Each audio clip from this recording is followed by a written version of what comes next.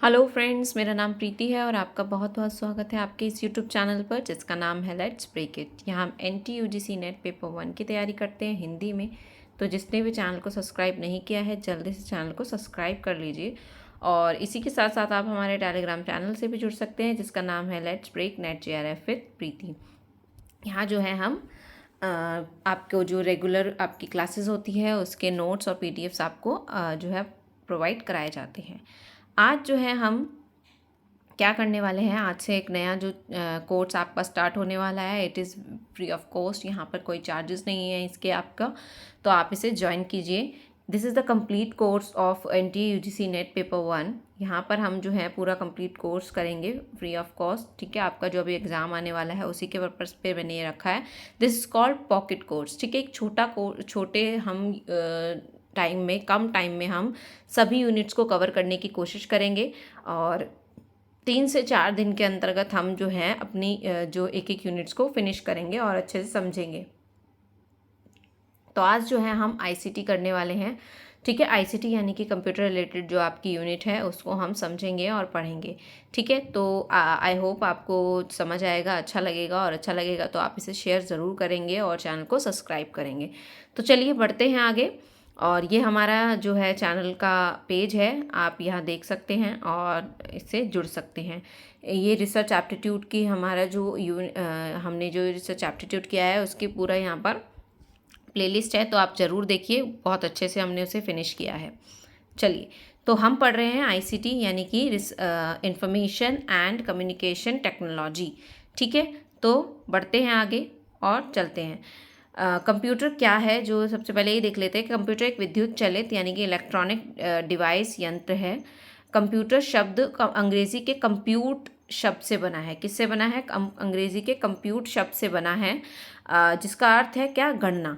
ठीक है, ऐसे क्वेश्चंस अब आजकल नहीं आते हैं because the level is very high of your exam. तो बहुत हाई हो गया है लेवल, लेकिन कभी अगर टकर जाए तो हम ऐसे छोटे क्वेश्चंस छोड़कर ना आए, बस इसीलिए हमें ये पढ़ना होता है। इसीलिए इसे गणक यंत्र भी कहा जाता है। कंप्यूटर हार्डवेयर, कई हार्डवेयर और सॉफ्टवेयर के समन्वय से बनता है, सभी जानते हैं ये बात। चलिए, अब यहाँ पर कुछ ऐसी चीज़ें रखी है मैंने जो आपको जानना बहुत ज़रूरी है। History of a computer, computer की हिस्ट्री, इसे मैंने इंग्लिश में रखा है। मतलब ये 2 पेजेस हैं आपके हिस्ट्री ऑफ अ कंप्यूटर के जो आपको इंग्लिश में रखे हैं मैंने, अदरवाइज़ आपके बाकी के सारा हिंदी में ही है। इसे मैंने इंग्लिश में रखा है, बहुत ईजी है, कोई मुश्किल नहीं आएगी आपको समझने में। चलिए, तो first ever calculating device also called ancient memory record device was tally sticks. क्या नाम है? सबसे पहली जो कैलकुलेटिंग डिवाइस आई है जिसे एंशिएंट मेमोरी रिकॉर्ड डिवाइस भी कहा जाता है, उसका क्या नाम था? टाल्की स्टिक्स। ठीक है, अब उसके बाद अगला ये याद रखना है, ये जर्नल्स में आप याद रखेंगे, कोई ऐसा बहुत बड़ा काम नहीं है, छोटी सी चीज़ है, याद रख सकते हैं इसे। ठीक है, father of a computer, the important thing, ये आपको याद रखना है, इसे मैं स्टार लगा देती हूँ। फादर ऑफ अ कंप्यूटर कौन है? Charles Babbage. कौन है? Charles Babbage. बेसिक क्वेश्चन है कंप्यूटर का, बिल्कुल याद रखना है आपको। ठीक है, इन्होंने ही जो है 1822 में और 1834 में इन्होंने दो और इन्वेंशन किए थे बड़े। वो क्या था? 1822 में इन्होंने डिफरेंस इंजन का जो है इन्वेंशन किया, और 1834 में इन्होंने एनालिटिकल इंजन का जो है इन्वेंट किया था। तो ये भी आपको याद रखना है, वो भी जो है चार्ल्स बाबेज ने किया था। सबसे पहली चीज़ तो ये याद रखना है कि इन्हें फादर ऑफ अ कंप्यूटर कहा जाता है, यानी कंप्यूटर के पिता। Father of a modern computer किन्हें कहा जाता है? मॉडर्न कंप्यूटर यानी कि पहले तो कंप्यूटर आया फिर मॉडर्न कंप्यूटर आया, तो वो कहा जाता है एलन ट्यूरिंग को। ठीक है, punch cards in 1890 invented by Herman Hollerith. ठीक है, 1890 में जो है पंच कार्ड्स का जो है यूज़ होने लगा। पंच कार्ड्स अभी हम आगे पढ़ेंगे, फर्स्ट जनरेशन में जो है पंच कार्ड्स का यूज़ होता था।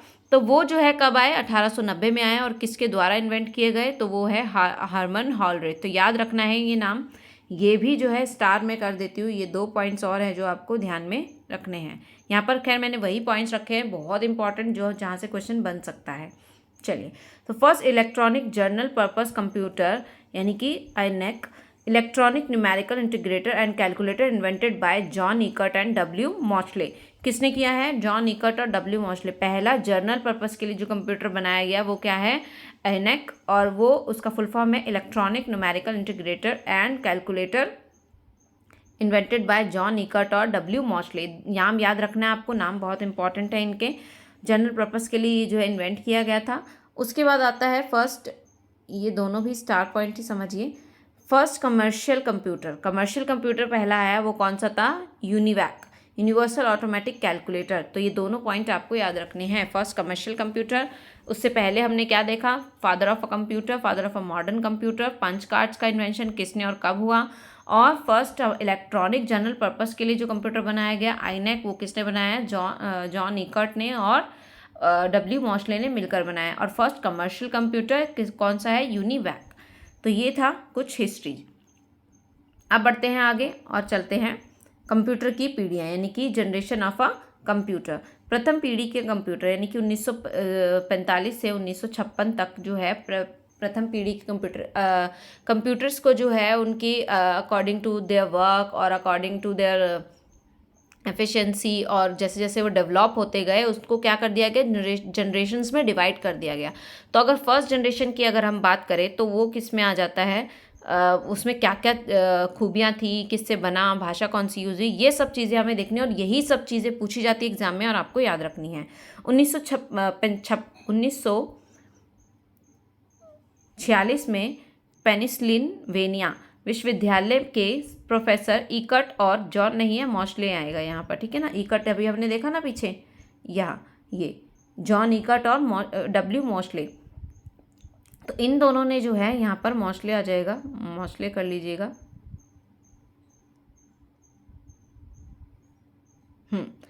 जॉन इकर्ट और डब्ल्यू मॉशले ने प्रथम डिजिटल कंप्यूटर का निर्माण किया, जिसके अंतर्गत क्या यूज़ हुआ है? वैक्यूम ट्यूब्स का यूज़ हुआ है। याद रखना है ये चीज़ कि इसके अंतर्गत क्या यूज़ हुआ है? वैक्यूम ट्यूब्स का प्रयोग किया गया है। इस मशीन का नाम जो है क्या रखा गया? अभी हमने वहाँ देखा था, आईनेक यानी कि electronic numerical integrated and computer रखा गया। ठीक है, आगे बढ़ते हैं। यह बहुत बड़े और महंगे होते थे। जाहिर सी बात है, शुरुआत हुई थी जब तक कुछ ऐसा था नहीं, बहुत ही नए थी चीज़ें, तो बहुत ही बड़े और महंगे हुआ करते थे। ये पिक्चर से आपको दिख रहा होगा। देखिए, पिक्चर्स मैंने इसलिए रखी है ताकि इमेजेस से आपके दिमाग में सेट हो जाए। देखिए कितना बड़ा है ये, जिसे ये लेडी यूज़ कर रही है, और इसको रखने के लिए ही एक अलग जगह चाहिए। लेकिन आजकल कंप्यूटर्स क्या है, लैपटॉप्स क्या है, आप अपने बैग में एक साइड कोने पर रख सकते हैं, कोई ऐसा वो नहीं है। लेकिन इसे रखने के लिए एक प्रॉपर जो है स्पेस चाहिए, एक पूरा कमरा चाहिए। इसको चलाने के लिए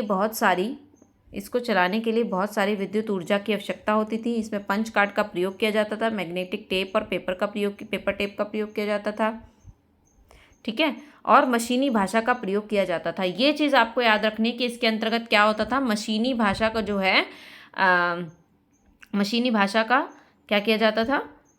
प्रयोग किया जाता था। बस ये चीज़ें कुछ हैं जो आपको याद रखनी है कि मैग्नेटिक टेप्स का यूज़ किया जाता था, ठीक है, पंच कार्ड्स का यूज़ किया जाता था, और मशीनी भाषा का प्रयोग किया जाता था, और साथ ही साथ इसको वैक्यूम ट्यूब से बनाया गया था, ठीक है। और इसके अलावा इसके एग्जाम्पल देखें तो यूनिवैक अभी हमने पीछे पढ़ा, और एडवैक और IBM 650, ठीक है। ये जो है फर्स्ट जनरेशन के कंप्यूटर है, और ये इसकी पिक्चर है जो आपको ध्यान में रखनी है, ठीक है। वैक्यूम ट्यूब्स का यूज़ होता है, ठीक है, किसके द्वारा बनाया गया? जॉन इकर्ट और डब्ल्यू मॉशले द्वारा वैक्यूम ट्यूब्स का यूज़ हुआ। पंच कार्ड्स का प्रयोग किया गया, मैग्नेटिक टेप और पेपर टेप का यूज़ हुआ, ठीक है, मैग्नेटिक टेप और पेपर टेप का जो है इसमें यूज़ हुआ है, और मशीनी भाषा का प्रयोग हुआ। द्वितीय पीढ़ी के अंतर्गत क्या हुआ? इसका समय है 1956 से 1963 तक। क्या है? 1956 से 1963 तक का जो टाइम पीरियड रहा है वो सेकेंड जनरेशन का रहा है। अब इसके अंतर्गत जो है क्या यूज़ हुआ है वो देखेंगे। तो वैक्यूम ट्यूब्स की जगह, जो फर्स्ट जनरेशन में वैक्यूम ट्यूब्स का यूज़ हुआ था, उसके स्थान पर क्या होने लगा? ट्रांजिस्टर का प्रयोग होने लगा, जिसके बाद यहाँ पर आना चाहिए था, जिसके बाद मशीन का आकार जो है कम हो गया। देखिए, जैसे जैसे डेवलपमेंट होती है, काफ़ी सारी चीज़ों में सुधार आता है, वो डेवलप होती है, आगे बढ़ती है, ठीक है ना। टाइम बढ़ता है, उसके अंदर काम होता है, तो उसके में क्या होता है? डेवलपमेंट होती है, ठीक है। यह कंप्यूटर अधिक ऊर्जा दक्ष यानी कि एनर्जी एफिशिएंट, तीव्र यानी कि फास्ट थे, और अधिक विश्वसनीय थे। क्यों? क्योंकि इसमें जो है इसमें और ज़्यादा इसका डेवलपमेंट हो गया था, इसीलिए। कंप्यूटर में मशीनी भाषा के स्थान पर अब किसका यूज़ होने लगा प्रोग्रामिंग के लिए? तो अब असेंबली भाषा का यूज़ होने लगा। यानी कि फर्स्ट जनरेशन में मशीनी भाषा का, और सेकेंड जनरेशन में किसका यूज़ होने लग गया? असेंबली भाषा का यूज़ होने लग गया, ठीक है। आगे बढ़ते हैं। मैग्नेटिक कोर को प्राइमरी मेमोरी व मैग्नेटिक टेप डिस्क को सेकेंडरी मेमोरी के रूप में प्रयोग किया जाने लगा। देखिए फर्स्ट जनरेशन में ऐसा कुछ डिफ्रेंशिएट नहीं किया गया था कि प्राइमरी मेमोरी सेकेंडरी मेमोरी, वहाँ पर सिर्फ आपको क्या मैग्नेटिक टेप का यूज़ हुआ था, लेकिन यहाँ पर जो है प्राइमरी मेमोरी के तौर पर मैग्नेटिक कोर का और सेकेंडरी मेमोरी के लिए मैग्नेटिक टेप का जो है प्रयोग होने लग गया। और इस समय पर जब भाषा की बात करें तो फॉर्टन और कॉबल का भाषाओं का यहाँ पर आविष्कार हो गया था। और फर्स्ट हमने देखा उसमें फर्स्ट जनरेशन के अंतर्गत हमने देखा था सिर्फ और सिर्फ मशीनी भाषा, और यहाँ पर असेंबली भाषा का यूज़ होने लगा और इसी के साथ साथ इन भाषाओं का भी क्या हुआ, आविष्कार हो गया। एग्जाम्पल के तौर पर देखें तो IBM 1620 और IBM 7094 का जो है इस समय पर आविष्कार हुआ था, और यही सेकेंड जनरेशन के कंप्यूटर। अब यहाँ पर आप पिक्चर देखिए कि अब आकार में हमने जैसे बात की कि आकार में ये छोटे हो गए, तो देखिए आकार में थोड़ा सा छोटा हो गया है, ज़्यादा तो नहीं हुआ लेकिन थोड़ा तो छोटा हो ही गया है, जिससे यूज़ करना थोड़ा आसान हो गया और स्पेस भी कम हो गया। ठीक है, आगे तो तीसरी जनरेशन के कंप्यूटर की अगर हम बात करें तो इसके अंतर्गत क्या हुआ, इसके अंतर्गत इंटीग्रेटेड सर्किट्स का यूज़ होने लग गया। ठीक है, ये पिक्चर आपको दिख रही है, यहाँ पर मैंने रखी है इसके लिए, तो वैक्यूम ट्यूब्स और ट्रांजिस्टर की पिक्चर आगे है जो मैं आपको दिखाऊंगी। तो तृतीय पीढ़ी के कंप्यूटर यानी कि 1964 से लेकर 1971 तक जो है थर्ड जनरेशन, कौन सी, तीसरी पीढ़ी में जो है ये समय रहा, और इस समय पर जो है कंप्यूटर में किसका यूज़ होने लग गया, ICs का यानी कि इंटीग्रेटेड सर्किट्स का प्रयोग होने लगा, जिसका निर्माण जो है किसने किया था, जैक किल्बे ने किया था 1958 में।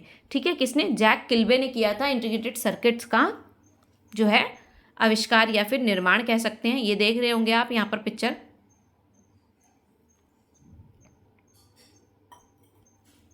जो कि इंटीग्रेटेड सर्किट्स की है। ठीक है, इसमें वैज्ञानिकों द्वारा कंप्यूटर के एकाधिक घटकों यानी कि मल्टी प्रोग्रामिंग का यूज़ होने लगा, एक सिंगल चिप पर समाहित हो गया, एक सिंगल चिप के ऊपर ही जो है ये काम होने लगा। इसे सेमीकंडक्टर भी कहा गया, याद रखना है क्या कहा जाता है इसे, सेमीकंडक्टर। थर्ड जनरेशन की बात कर रहे हैं हम।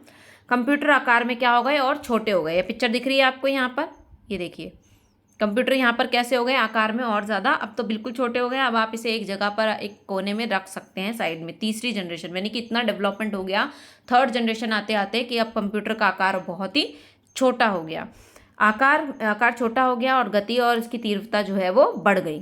ठीक है ना, क्या हो गया, इसकी तीव्रता बढ़ गई।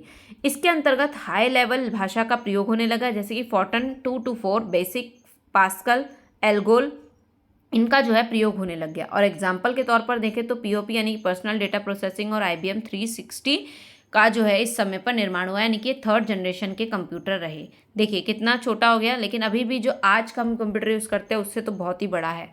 तो अब ये वहाँ तक भी पहुँचेंगे हम। अब आते हैं चतुर्थ यानी कि चौथी पीढ़ी के कंप्यूटर, फोर्थ जनरेशन कंप्यूटर में 1971 से लेकर कब तक है, ये वर्तमान समय तक है। इसके अंतर्गत जो है ICs का यूज़ थर्ड जनरेशन में हुआ, यानी कि इंटीग्रेटेड सर्किट्स का। यहाँ पर जो है वेरी लार्ज स्केल इंटीग्रेशन का यूज़ हुआ, आविष्कार हो गया, और जिससे प्रोसेसर का आकार में भी क्या हो गई, कमी आ गई। माइक्रो कंप्यूटर प्रस्तुत किए गए इसी समय पर, यानी कि फोर्थ जनरेशन के अंतर्गत। 1981 में IBM ने पर्सनल कंप्यूटर प्रस्तुत किया, जिसका उपयोग घर, कार्यालय एवं विद्यालयों में होने लग गया। ठीक है ना, हम आ गए थे ना तब तक, तो 81 तक तो घर में जो बड़े बड़े कंप्यूटर हुआ करते थे थोड़े इस टाइप के। ये देखिए ये है फोर्थ जनरेशन के कंप्यूटर, ये थर्ड जनरेशन से थोड़े छोटे और थोड़ा डिफरेंट है। ठीक है, उसमें जो है ये अब घरों में भी यूज़ होने लग गए थे, ऐसा नहीं कि जर्नली, बहुत जो ऑफिस वर्कर्स होते थे उनके यहाँ पर ही यूज़ होते थे। चतुर्थ पीढ़ी के कंप्यूटर में लैपटॉप का और पामटॉप का निर्माण भी जो है हो गया था। इस समय पर सुपर कंप्यूटर का आविष्कार हुआ। किसका आविष्कार हुआ, सुपर कंप्यूटर्स का भी आविष्कार हुआ। यहाँ पर आपको एक पॉइंट मैं बताना चाहूँगी, स्टार पॉइंट करके कर सकते हैं कि इंडिया का जो फर्स्ट सुपर कंप्यूटर है वो कौन सा रहा है, परम जो है इंडिया का फर्स्ट सुपर कंप्यूटर है, जो कि आपको याद रखना है, परम। और ये कब आया था, 1991 में। ये भी आपको याद रखना है, डायरेक्ट क्वेश्चन में आ सकता है आपका ये। बाकी मैं जो इसकी एक्स्ट्रा चीज़ें हैं कि सुपर कंप्यूटर्स और कौन कौन से हैं और कौन कौन से आए, USA का कौन सा है, इसका कौन सा है, सुमित जो है USA का है, वो मैं आपके नोट्स में एडिट कर दूंगी, और जब आपको PDF में आपको सेंड करूंगी तो वहाँ पर आपको एडिट करके दूंगी।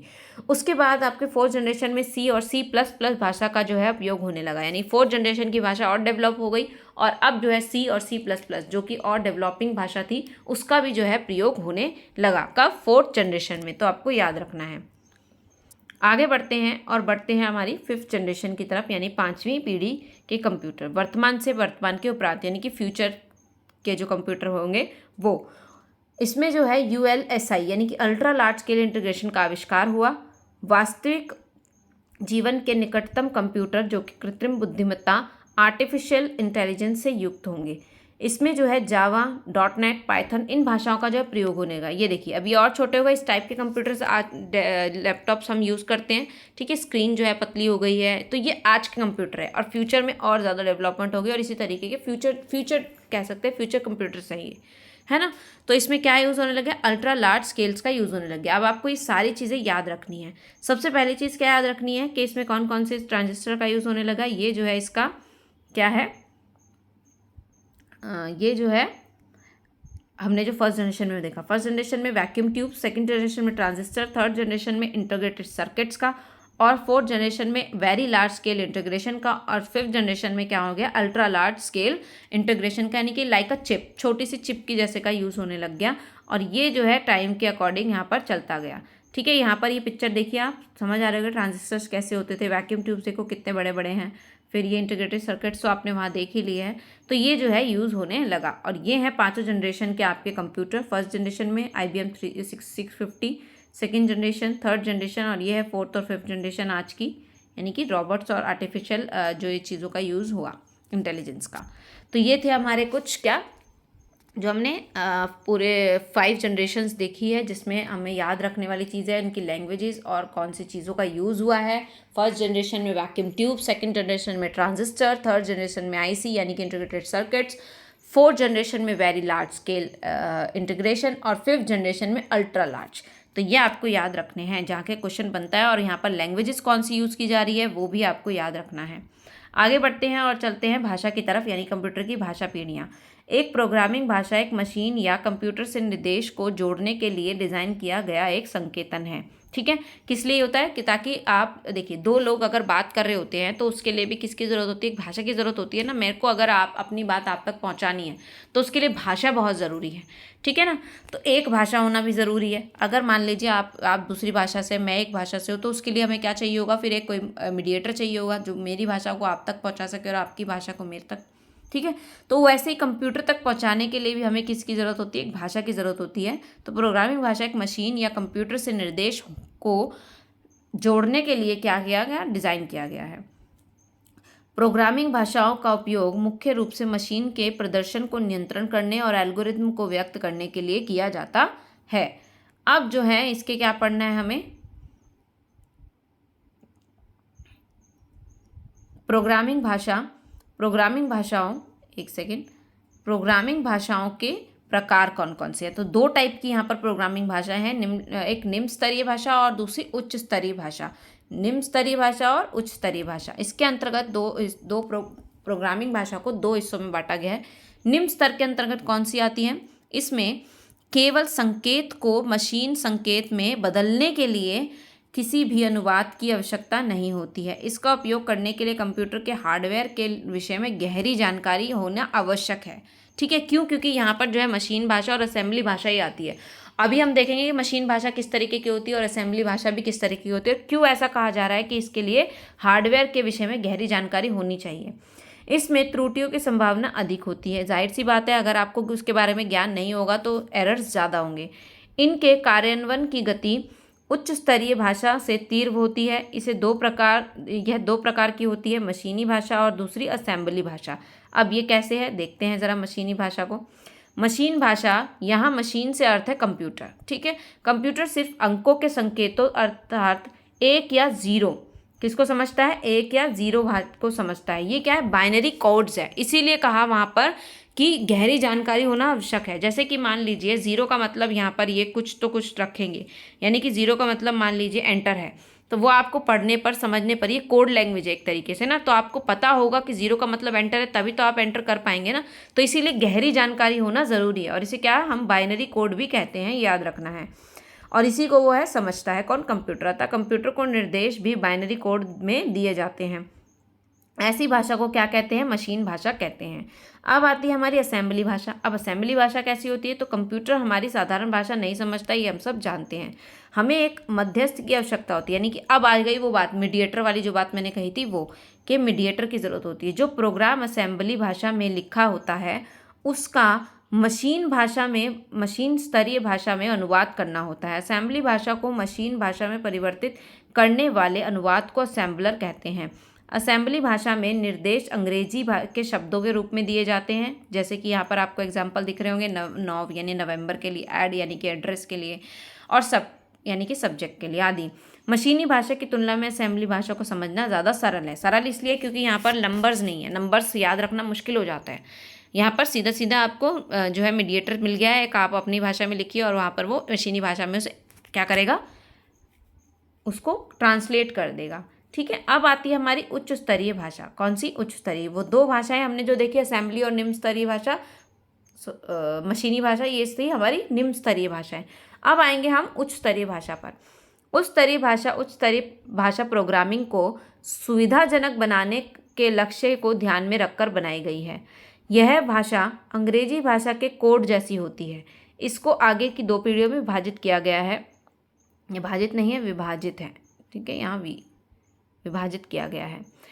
पहली तृतीय भाषा पीढ़ी में यह ऐसी पहली भाषाएं थी जिन्होंने प्रोग्रामर को मशीनी और असेंबली भाषा के प्रोग्राम में से मुक्ति दिला दी लिखने से। ठीक है ना। तृतीय पीढ़ी की भाषाएं मशीन पर आश्रित नहीं थी, इसलिए प्रोग्राम लिखने के लिए मशीन के आर्किटेक्चर को समझना की ज़रूरत नहीं थी। क्यों? क्योंकि ये मशीन पर डिपेंड नहीं थी, यानी कि बाइनरी कोड्स पर डिपेंड नहीं थी। इसके अतिरिक्त प्रोग्राम पोर्टल हो गए। तृतीय पीढ़ी की कुछ अत्यधिक लोकप्रिय भाषाओं में फॉर्टन, बेसिक, काबोल, पास्कल, C++ आदि जो है भाषाएं सम्मिलित हैं। ठीक है, तो दोनों में कंफ्यूज नहीं होना आपको। हमने पहले कंप्यूटर जनरेशन की बात की और वहाँ पर कौन कौन सी भाषा का प्रयोग हुआ अकॉर्डिंगली वो देखा।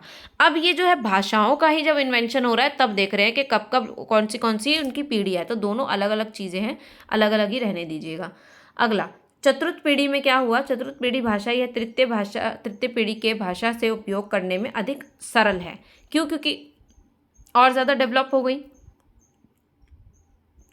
चतुर्थ पीढ़ी की भाषाओं में प्रोग्रामिंग जो है वो कम स्मृति लेती है। चतुर्थ पीढ़ी की भाषाओं में काफ़ी अधिक संख्या में विकल्प उपलब्ध रहते हैं। ठीक है ना, क्या है, बहुत ज़्यादा हमारे पास विकल्प होते हैं। माइक्रोसॉफ्ट विजुअल स्टूडियो, कॉमा है यहाँ पर, ये इन नहीं है, कॉमा, जावा स्टूडियो, इसके 2 उदाहरण हैं। दोनों उदाहरण आपको ध्यान में रखने हैं। ठीक है, तो यहाँ हमने देखा कंप्यूटर की पीढ़ियाँ और फिर उसकी लैंग्वेज की पीढ़ियाँ, दोनों ही आपको याद रखनी है। और अगर भाषा पीढ़ी की बात करेंगे तो आपको अकॉर्डिंगली भाषा पीढ़ी की ही बात करनी होगी। पहले मशीनी भाषा, फिर असेंबली भाषा, फिर तृतीय स्तर की भाषाएं यानी कि उच्च हाई लेवल लैंग्वेजेस आई, जिसमें पास्कल और ये सब पढ़ा हमने। फिर 4th में आया जावा और ये सब पढ़ा। ऐसे आपको याद रखना होगा। ठीक है, अगला है हमारा पॉइंट कंपाइलर। अब भाई कंपाइलर क्या होता है? कंपाइलर से क्वेश्चन आता है तो आपको अच्छे से समझ लेना है कि कंपाइलर क्या है। कंपाइलर पूरे प्रोग्राम को एक साथ मशीनी भाषा में बदल देता है। क्या करता है? एक साथ मशीनी भाषा में क्या कर देता है? इसे बदल देता है। ये आपको याद रखना है। यह मुख्य रूप से 2 प्रकार के हो सकते हैं। पहला सोर्स टू सोर्स कंपाइलर और दूसरा स्टैंडर्ड कंपाइलर। यानी कि हम जो है प्रोग्रामिंग करते हैं तो उसमें मैंने अभी जैसे हमने बात की ना कि एक लैंग्वेज की ज़रूरत होती है कंप्यूटर तक अपनी बात पहुंचाने के लिए, तो कंपाइलर वही काम करता है और एक साथ पूरे के पूरे प्रोग्राम की भाषा एक साथ क्या कर देता है? ट्रांसलेट कर देता है। अब ये भी 2 तरीके का होता है, एक सोर्स टू सोर्स और दूसरा स्टैंडर्ड कंपाइलर।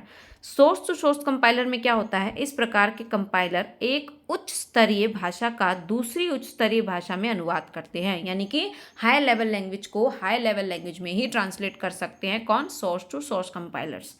उसके बाद आते हैं हमारे स्टैंडर्ड कंपाइलर्स। तो ये जो है कुछ स्तरीय भाषा को निम्न स्तरीय भाषा में क्या कर सकते हैं? ट्रांसलेट कर सकते हैं। तो दोनों ही आपको ध्यान में रखने हैं। अगला है हमारा इंटरप्रेटर। इंटरप्रेटर क्या करता है? तो इंटरप्रेटर भी कंपाइलर की भांति ही कार्य करता है। जैसा काम कंपाइलर करता है वैसे ही इंटरप्रेटर भी करता है।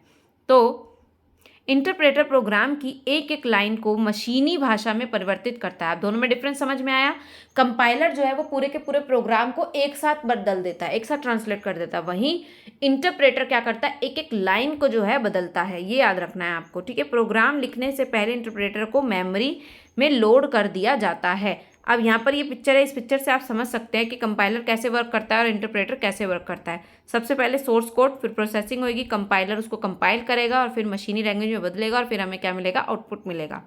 वही इंटरप्रेटर कैसे काम करता है, पहले सोर्स कोड, फिर कंपाइलर कंपाइल करेगा उसे, एक एक करके करता है ना, क्योंकि यहाँ पर इसने एक साथ कंपाइल कर दिया, सबको मशीन लैंग्वेज में बदल दिया, लेकिन ये क्या करेगा, धीरे धीरे फिर आउटपुट मिलेगा और फिर जाके फिर नेक्स्ट करेगा। इस तरीके से ये काम करता है। तो दोनों ही बहुत इंपॉर्टेंट है, कंपाइलर और इंटरप्रेटर से क्वेश्चन आता है। आगे बढ़ते हैं, कंप्यूटर स्मृति। अब देखिए यहाँ पर मैंने कोशिश की है कि एक क्लास में आपको ऐसे मतलब 3-4 क्लास में अगर हमें फिनिश करना है तो इसी तरीके से हमें चीज़ों को डिवाइड करके पढ़ना होगा। अगर आप एक साथ नहीं कर पाएंगे और एक साथ करने में प्रॉब्लम आएगी क्योंकि काफ़ी सारी चीज़ें एक साथ दिमाग में भर नहीं सकते हैं, तो इसे आप क्या करें, वीडियो को हाफ हाफ करके देख सकते हैं। पहले एक चीज़ कर ली, फिर दूसरी चीज़, फिर तीसरी चीज़, इस तरीके से आप कर लीजिएगा। अगला, कंप्यूटर स्मृति यानी कि कंप्यूटर मेमोरी। क्या है ये? कंप्यूटर के उन हार्डवेयर हिस्सों को स्मृति कहा जाता है जिनका कंप्यूटर में तत्काल उपयोग किया जाता है। ठीक है, जैसे कि रैम हो गया, रोम हो गया, ये सब क्या है, इसकी मेमोरीज है, याद रखना है। अब यहाँ पर मैंने एक ये पिक्चर रखी है, इस पिक्चर से आप समझिएगा कि मैंने बहुत लिखा नहीं है इसके बारे में, आपको पिक्चर से, इमेज से ही समझ लेना है कि क्या चीज़ें हैं इसमें और क्या चीज़ें नहीं है। तो सबसे पहले मेमोरी जो है 2 टाइप की होती है, ये याद रखना है आपको। पहला प्राइमरी मेमोरी और दूसरा सेकेंडरी मेमोरी। ठीक है, प्राइमरी मेमोरी जो है 3 टाइप में डिवाइड किया गया है प्राइमरी मेमोरी को। पहला नॉन वॉलेटाइल यानी स्थायी, कैश और वॉलेटाइल। नॉन वॉलेटाइल का मतलब होता है परमानेंट मेमोरी। ठीक है, कौन सी? Permanent memory. नॉन वॉलेटाइल स्थायी, नाम से समझ में आ रहा होगा। और वॉलेटाइल मेमोरी होती है टेम्पररी यानी अस्थायी, जो कि होती है रैम। ठीक है, और वॉलेटाइल कौन सी है? रोम। क्वेश्चन आया हुआ है यहाँ से भी कि विच वन इज मतलब कौन सी मेमोरी जो है नॉन वॉलेटाइल होती है, तो प्राइमरी सेकेंडरी ऐसे दे देगा और आपको रोम रैम ऐसे करके देगा। तो आपको ये पता होना चाहिए कि रोम जो है वो नॉन वॉलेटाइल होती है और रैम जो है वो वॉलेटाइल मेमोरी होती है।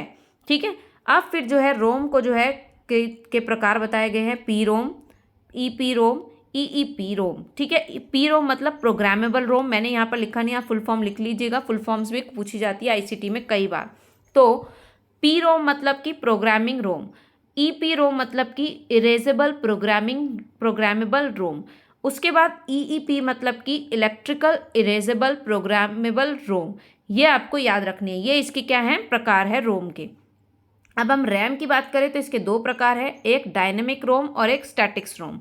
डायनेमिक यानी कि डी रोम, भी इसको डी रोम के नाम से भी जाना जाता है, और स्टैटिक रोम यानी कि एस रोम। ठीक है, इन दोनों में से जो है कॉस्टली जो है वो ज़्यादा ये होता है, कौन सा? स्टैटिक रोम। ठीक है, और स्पीड भी इसी की ज़्यादा होती है, जबकि इसकी स्पीड कम होती है, किसकी? डायनेमिक रोम की। इसे जो है ट्रांजिस्टर से बनाया जाता है, ये याद रखना है आपको, इसे जो है ट्रांजिस्टर से बनाया जाता है। ठीक है, डायनेमिक रोम्स को किससे बनाया जाता है? ट्रांजिस्टर से बनाया जाता है। और ज़्यादा जो है स्पीड में कौन काम करता है? स्टैटिक रोम काम करता है, ये आपको याद रखना है। इसके बाद हम बात करेंगे सेकेंडरी मेमोरी की। किस तरीके की होती है? सहायक यानी कि ऑक्सिलरी मेमोरीज होती है। Floppy disk, hard disk, magnetic tape, CD रोम, DVD, पेन ड्राइव, इन्हें हम क्या करते हैं, एक्स्ट्रा अगर हमें मेमोरी की ज़रूरत हो तब हम इनका यूज़ करते हैं। ठीक है, तो आई होप आपको क्लियर होगा primary memory and secondary memory और इसके टाइप्स। ठीक है, ये भी याद रखना है कि रैम के टाइप्स 2 हैं आपको, डायनेमिक रैम और स्टैटिक रैम, यानी डी रैम और स्टैटिक रैम, और उनके क्या क्या यूज़ है और किस तरीके से वो यूज़ किए जाते हैं। आगे बढ़ते हैं, अब आता है हमारा क्या, मेमोरी हायरार्की। इसको समझना बहुत ज़रूरी है, अच्छे से समझना ज़रूरी है मेमोरी हायरार्की को। यहाँ पर जो है स्मृति पदानुक्रम, यानी कि ये जो है इस तरीके से ही चलता है। ठीक है, को स्पीड स्मॉलर फ्रिक्वेंटली यूज्ड, तो ये क्या हो रहा है, इंक्रीज हो रहा है इस लेवल पर। कॉस्ट जो है जब बढ़ती जा रही है, ठीक है ना, जैसे रजिस्टर जो है आजकल महंगे आ रहे हैं, मैग्नेटिक टेप्स नहीं थी उस वक्त में महंगी, स्मॉलर होते गए, ये स्पीड जो है बढ़ती गई। ठीक है, फ्रिक्वेंटली यूज होते गए इस तरीके से, तो ये जो है क्या हो रहा है, इंक्रीज हो रहा है। तो सबसे पहले मैग्नेटिक टेप्स, फिर मैग्नेटिक डिस्क, फिर USB यानी flash memories, main memories, cash memories और रजिस्टर्स। ठीक है, फिर जो है यहाँ पर देखिए अगर हम, तो साइज इनका क्या होता गया, इंक्रीज होता गया इस लेवल पे। तो रजिस्टर जो है बहुत छोटे छोटे होते हैं, तभी ये बाइट्स में है, देखिए। ठीक है, इस तरीके से जो होते हैं रजिस्टर्स होते हैं, ये प्रोसेसर हो गया बीच में, जैसे यहाँ पर जो है ये रजिस्टर, तो ये बहुत छोटे छोटे होते हैं। ठीक है, स्मॉलर सेट कह सकते हैं इन्हें, तो इस तरीके से। तो ये size, access time increases, slow, more storage, वो ये क्या हो गया, इस तरीके से बढ़ते गए यहाँ पर। ये जो है मोर स्टोरेज वाले होते थे, स्लो होते गए, ये स्लो थे, और रजिस्टर जो है वो हाई होते गए। तो ये हायरार्की आपको याद रखनी है दोनों ही। रजिस्टर्स और कैश मेमोरीज किस में आती है, इंटरनल मेमोरी में। उसके बाद प्राइमरी मेमोरी में कौन सी आती है, मेन मेमोरी। कौन सी आती है, मेन मेमोरी आती है, ठीक है ये।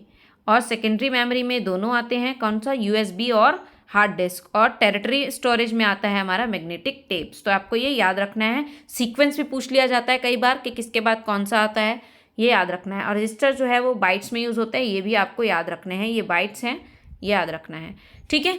अब आता है बहुत ही इंपॉर्टेंट चीज़, units of computer memory measurements. ये आज की लास्ट स्लाइड है जो आपको समझ लेनी है अच्छे से कि क्या है, क्योंकि यहाँ से क्वेश्चन 101% जो है आपका आता है। 101% यहाँ से क्वेश्चन पूछ लेता है, क्योंकि ये बहुत इंपॉर्टेंट चीज़ है इसीलिए, ठीक है।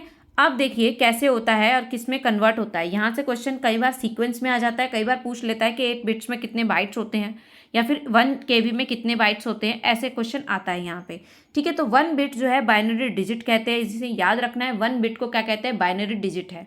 8 बिट्स यानी कि ऐसे ही करके 1 2 3 8 बिट्स मिलकर क्या बनाते हैं, 1 बाइट बनाती है, ठीक है। क्या बनाता है, 1 बाइट। और रजिस्टर्स जो है वो हमारे बाइट्स में ही होते हैं। और फिर 1024 बाइट्स मिलकर, यानी कि 1024 बाइट्स मिलकर क्या बनाती हैं, 1 किलो बाइट्स। क्या बनाती है, 1 किलो बाइट्स। 1024 किलो बाइट्स मिलकर क्या बनाते हैं, 1 मेगा बाइट्स। 1024 MB यानी मेगा बाइट्स मिलकर बनाते हैं 1 गीगाबाइट। गीगाबाइट मतलब जीबीज, जो हम अपने मेमोरी कार्ड यूज़ करते हैं ना, गीगाबाइट्स में ही होते हैं वो, है ना। किस में होता है, जीबीज में होता है। 4 GB, 8 GB, 16 GB, 32 GB का मेमोरी कार्ड हम अपने फ़ोन, सेल फोन्स में यूज़ करते हैं, ठीक है। 104 यानी कि 1024 GB में कितने होते हैं, 1 टेराबाइट्स होते हैं। 1024 टेराबाइट्स में 1 PB यानी कि पेटाबाइट्स होते हैं। ये सीक्वेंस आपको याद रखना है। यहाँ से क्वेश्चन ऐसे भी आ जाता है कि मान लीजिए 1024 दे दिया आपको और 24 KB में पूछ लिया आपसे कि बताइए कि इसमें कितने MBs है, तो कितने MBs हो गए, 1024 में भी हमने देखा ना, यहाँ पर 1024 KB में कितना, 1 MB होता है, यानी कि 1 मेगाबाइट बन जाता है उससे। ये आपको ध्यान में रखना है। 1024 PB से, यानी कि 1024 PB में कितना होता है, 1 एक्साबाइट हो जाता है। 1024 EB से बनता है 1 जेटाबाइट। 1024 जेटाबाइट से बनता है 1 योटाबाइट। 1024 योटाबाइट से बनता है 1 ब्रोनोबाइट। 1024 ब्रोनोबाइट से बनता है 1 जियोबाइट। और ये सबसे हाईएस्ट मेमोरी होती है, कौन सी, जियोबाइट, जो आपको याद रखनी है। ऐसे ही पूछ सकता है कि which one is the highest memory, यानी कि सबसे हाईएस्ट मेमोरी कौन सी होती है, तो वो होती है जियोबाइट, ठीक है। और सबसे स्मॉलर कहें तो वो कौन सी होती है, तो वो होती है बिट, ठीक है, 1 बिट। तो ये आपको सीक्वेंस भी याद रखना है और इस तरीके से यहाँ से क्वेश्चन आता है, ये भी याद रखना है। बहुत जो है इम्पॉर्टेंट है, चीज़ों को आपको इसी तरीके से समझ लेना है और याद रखना है। यहाँ से क्वेश्चन आता है, इसीलिए मैंने यहाँ पर आपको ये रखा है और आपको ये याद रखना है एज इट इज़, ठीक है। तो अभी हमने क्या क्या देख लिया है, एक बार रिवाइज कर लेते हैं, छोटा सा क्विक रिवीजन कर लेते हैं और फिर हम क्लास को एंड करते हैं, ठीक है। तो यहाँ पर हमने देखा, सबसे पहले कंप्यूटर के बारे में देखा, उसकी हिस्ट्री देखी, कौन सा फादर ऑफ अ कंप्यूटर कौन है, चार्ल्स बाबेज हैं। फिर क्या देखा, जनरेशन ऑफ अ कंप्यूटर देखा, 5 पीढ़ियों में हमने उसे डिवाइड किया। सबसे पहले वैक्यूम ट्यूब्स, फिर ट्रांजिस्टर्स का यूज़ हुआ, फिर उसके बाद ICTs का यूज़ हुआ 3rd जनरेशन में, फिर उसके बाद वेरी लार्ज स्केल्स का यूज़ हुआ 4th जनरेशन में, और 5th जनरेशन में किसका यूज़ हुआ, अल्ट्रा लार्ज स्केल इंटीग्रेशन का यूज़ हुआ। ये याद रखना है। इसमें लैंग्वेजेस को याद रखना है, कौन कौन सी भाषाओं का प्रयोग हुआ है, ठीक है। फिर हमने क्या पढ़ा, इसका लैंग्वेज के बारे में पढ़ा, जो 2 तरीके की प्रोग्रामिंग भाषाएं पढ़ी हमने, निम्न स्तरीय और उच्च स्तरीय। निम्न स्तरीय में हमने मशीनी भाषा और असेंबली भाषा को पढ़ा, और उच्च स्तरीय में हमने पास्कल और ये सब भाषाओं को देखा। उसके बाद हमने क्या देखा, कंपाइलर और इंटरप्रेटर को देखा। कंपाइलर का काम क्या होता है, पूरे के पूरे प्रोग्राम को मशीनी भाषा में बदल देता है। वहीं जो है इंटरप्रेटर लाइन टू लाइन ऐसा काम करता है। फिर हमने क्या देखा, कंप्यूटर की मेमोरी को समझा, जिसमें हमने 2 टाइप की मेमोरी देखी, प्राइमरी मेमोरी और सेकेंडरी मेमोरी। सेकेंडरी मेमोरी को सहायक यानी कि हेल्पिंग कह सकते हैं, एक्सिलरी मेमोरी भी कह सकते हैं। प्राइमरी मेमोरी को 3 हिस्सों में बांटा, नॉन वॉलेटाइल, कैश और वॉलेटाइल। अब वॉलेटाइल और नॉन वॉलेटाइल को भी अच्छे से याद रखना है। कई बार क्वेश्चन आ जाता है कि which one is a volatile और which one is not volatile, ठीक है। या फिर इसका मतलब क्या है, नॉन वॉलेटाइल का मतलब है जो कि परमानेंट होती है, और वॉलेटाइल का मतलब है जो कि टेम्परेरी होती है, ठीक है। और उसके बाद हमने मेमोरी हायरार्की देखा, और फिर हमने ये क्या देखा, units of computer memory measurements. तो ये सभी आपको याद रखना है। तो आज की क्लास यहीं तक, थोड़ा सा लंबी हो सकती है क्लास पर, लेकिन आपको ये समझना है और इसी तरीके से हम जो है 3 से 4 दिन में इसे ख़त्म कर सकेंगे, इसीलिए ये पॉकेट कोर्स है। आई होप आपको अच्छा लगेगा, मेरी तरफ से ये एक कोशिश थी। तो बताइएगा मुझे कमेंट करके अगर आपको अच्छा लगा है और सही लगा है, ये सही वे है, और अपने अगर कुछ आपके खुद के कुछ व्यूज़ हैं कि इस तरीके से नहीं ऐसे, तो वो भी मुझे ज़रूर बताइएगा, हम वैसे भी कोशिश ज़रूर करेंगे। तो चलिए क्लास को एंड करते हैं और आई होप आपको अच्छी लगी होगी क्लास और समझ में आई होगी। कहीं भी कोई फिर भी डाउट आता है तो यू कैन मैसेज मी, आप मुझे कमेंट के थ्रू बता सकते हैं अगर कोई डाउट आता है आपको, या फिर मुझे टेलीग्राम पर मैसेज कर कर भी बता सकते हैं। और टेलीग्राम से भी जुड़िए और चैनल को सब्सक्राइब ज़रूर करिए, ठीक है। और आपके लाइक और शेयर से ही मुझे जो है मोटिवेशन मिलता है, तो वो भी कीजिए। चलिए तो क्लास को एंड करते हैं। Thank you so much and take care.